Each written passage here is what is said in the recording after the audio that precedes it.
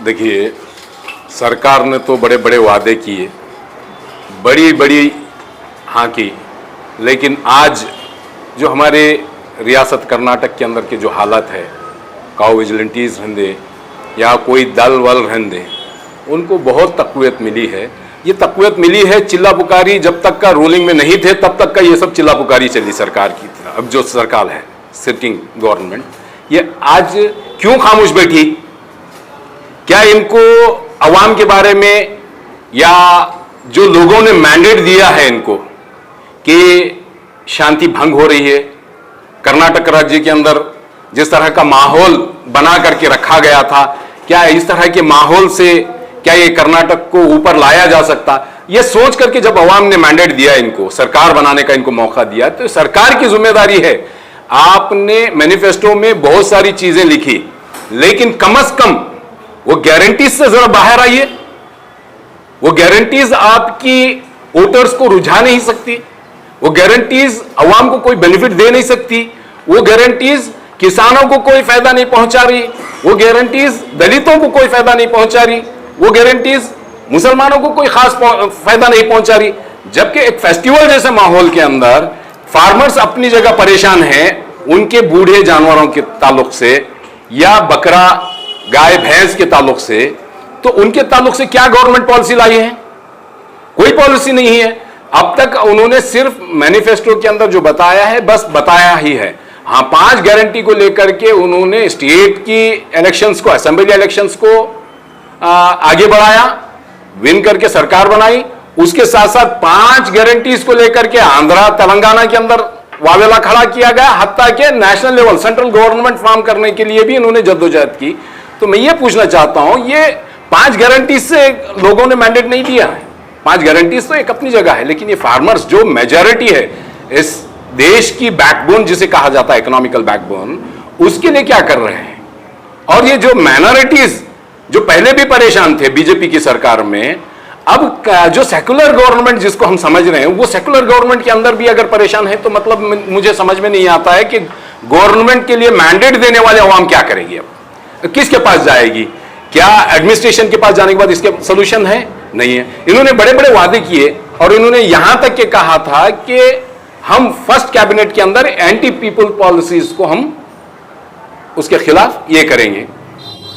तो कैबिनेट, कितने कैबिनेट चाहिए? कब तक का ये चलेगा?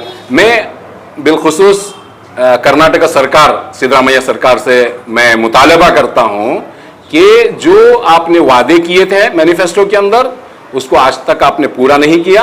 आप पूरा करने के लिए चला जाए।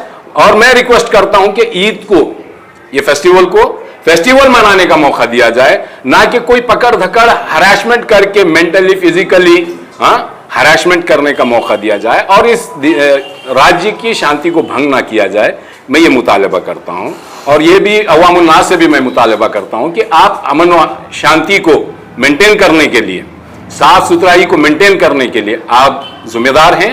आप लोग भी अपनी जिम्मेदारी निभाएं। बिलखुसूस मुसलमानों से मैं मुतालबा करता हूं कि आप लोग सफाई सुथराई मेंटेन करें। और कॉर्पोरेशन से भी मैं मुतालबा करता हूं कि आप लोग भी अपनी जिम्मेदारी से अगर काम करेंगे, तो ये जो गुलबर्गा डिस्ट्रिक्ट, जो अमन जहां पे रहता है, शांति जहां पे रहती है, वो शांति बरकरार रहेगी। चौकी नजर आ रहे हैं, आवाम में काफी एक तंज का माहौल है, क्या कहना चाहेंगे?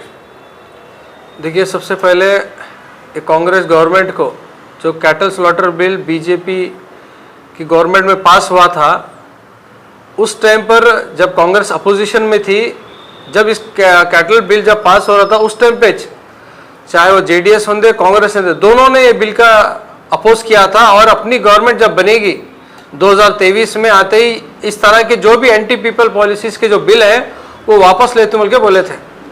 लेकिन 1 साल होने को आ रहे हैं, अब तक वो कैटल स्लॉटर बिल होंगे, हिजाब का इशू होंगे, हिजाब का नोटिफिकेशन होंगे, फिर बाद में आपका 4% रिजर्वेशन होंगे।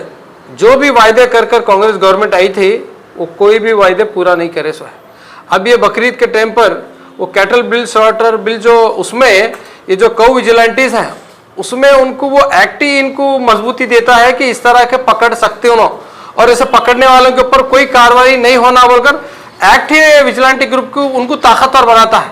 अब ऐसा अगर ताकतवर रहने के बाद उन्होंने वो काम करेंगे। चाहिए ये था कांग्रेस गवर्नमेंट को, जैसे ही अपनी गवर्नमेंट आने के बाद ये जो कैटल स्लॉटर बिल के बारे में इन्होंने वापस लेते जो बोले अब तक नहीं लिए, उसी का नतीजा अब तक है। फेलिसिटेशन में उनके पार्टी के एंजॉयमेंट में बिजी है, तो आवाम के इश्यूज पर काम कैसे करेंगे?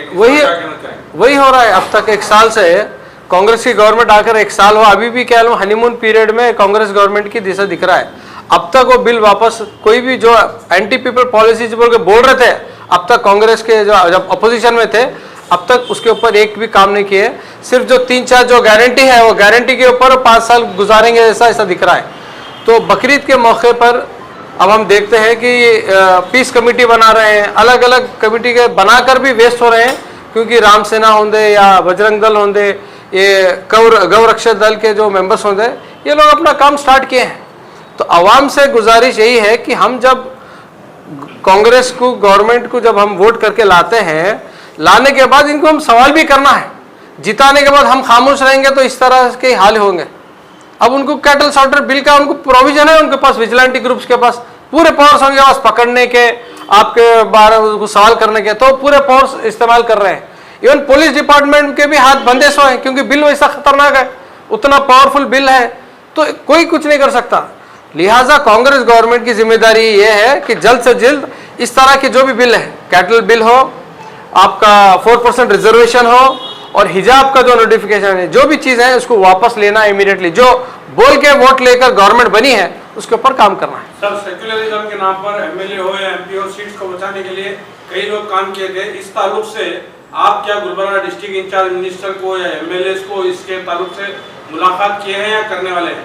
लास्ट टाइम हम कांग्रेस एमएलए गवर्नमेंट के घर के सामने ही खुद एहतजाज करे हैं कि जो भी आपने वायदा किया है इसको पूरा निभाइए, बल्कि हम मैडम कनीज फातिमा के घर के सामने हम लोगों प्रोटेस्ट किए हैं 3 महीने पहले। उसके बावजूद भी अब तक कोई भी उसके ऊपर काम नहीं हो रहा है। एंटी पीपल पॉलिसीज का जो बीजेपी गवर्नमेंट आइटम पे लाए थे, कुछ भी उसके ऊपर काम नहीं, वही बरकरार रखकर वही खामोशी इख्तियार कर रहे हैं। तो कौम के जो उलेमाज हैं, जो मुस्लिम इंटेलेक्चुअल्स हैं, जो मस्जिद के जिम्मेदार हैं, जो कांग्रेस गवर्नमेंट को वोट डालो बोलकर जब आवाम को ज़मीनी सतह पे उतर के जो काम किए हैं, अब उनकी जिम्मेदारी है कि आप कांग्रेस के जो जिम्मेदार हैं, कांग्रेस के जो एमएलए हैं, कांग्रेस के जो इंचार्ज मिनिस्टर हैं, उनको आप वापस उनको हाथ पकड़कर सवाल करना है कि हम आपको एक जिम्मेदारी के साथ वोट डाले हैं, आप उस वोट के तहत हमारे जो एंटी पीपल पॉलिसीज है उसको वापस लेना है। अब उसकी काम की जरूरत है।